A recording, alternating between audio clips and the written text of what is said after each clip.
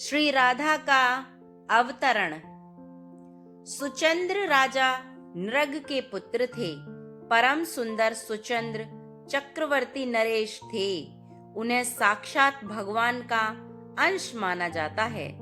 पूर्व काल में अरमा प्रभृति पितरों के यहाँ 3 मानसी कन्याएं उत्पन्न हुई थीं। वे सभी परम सुंदरी थीं। उनके नाम थे कलावती, रत्नमाला और मेनका।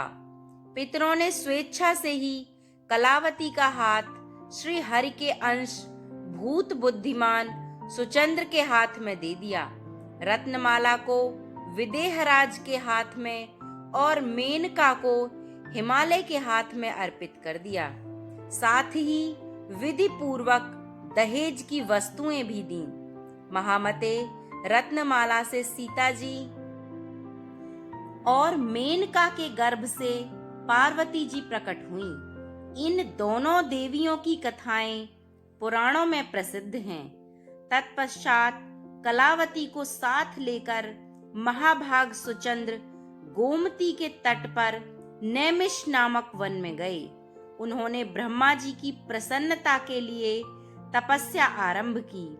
वह तप देवताओं के कालमान से 12 वर्षों तक चलता रहा। तब ब्रह्मा जी वहां पधारे और बोले, वर मांगो। राजा के शरीर पर दीमकें चढ़ गई थीं। ब्रह्मवाणी सुनकर वे दिव्य रूप धारण करके बौंबी से बाहर निकले। उन्होंने सर्वप्रथम ब्रह्मा जी को प्रणाम किया और कहा, मुझे दिव्य परात पर मोक्ष प्राप्त हो। राजा की बात सुनकर साध्वी रानी कलावती का मन दुखी हो गया।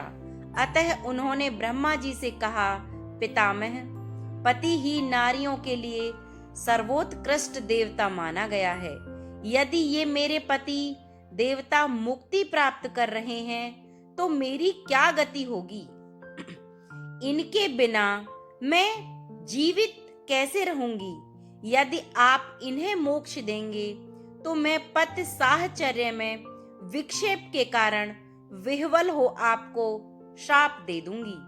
ब्रह्मा जी ने कहा, देवी, मैं तुम्हारे श्राप के भय से अवश्य डरता हूँ, किंतु मेरा दिया हुआ वर कभी विफल नहीं हो सकता।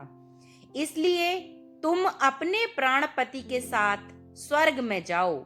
वहां स्वर्ग सुख भोग कर कालांतर में फिर पृथ्वी पर जन्म लोगी।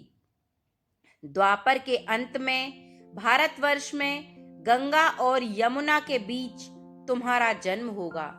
तुम दोनों से जब परिपूर्ण भगवान की प्रिया साक्षात श्री राधिका जी पुत्री रूप में प्रकट होंगी, तब तुम दोनों साथ ही मुक्त हो जाओगे। इस प्रकार ब्रह्मा जी के दिव्य एवं अमोघ वर से कलावती और सुचंद्र दोनों की भूतल पर उत्पत्ति हुई। वे ही कीर्ति तथा श्री वृषभानु हुए हैं। कलावती कान्यकुब्ज देश कन्नौज में राजा भलंदन के यज्ञ कुंड से प्रकट हुई। उस दिव्य कन्या को अपने पूर्व जन्म की सारी बातें स्मरण थीं। सुरभानु के घर सुचंद्र का जन्म हुआ। उस समय वे श्री वृषभानु नाम से विख्यात हुए और उन्हें भी पूर्व जन्म की स्मृति बनी रही। वे गोपों में श्रेष्ठ होने के साथ ही दूसरे कामदेव के समान परम सुंदर थे। परम बुद्धिमान नंदराज जी इन दोनों का विवाह संबंध जोड़ा था।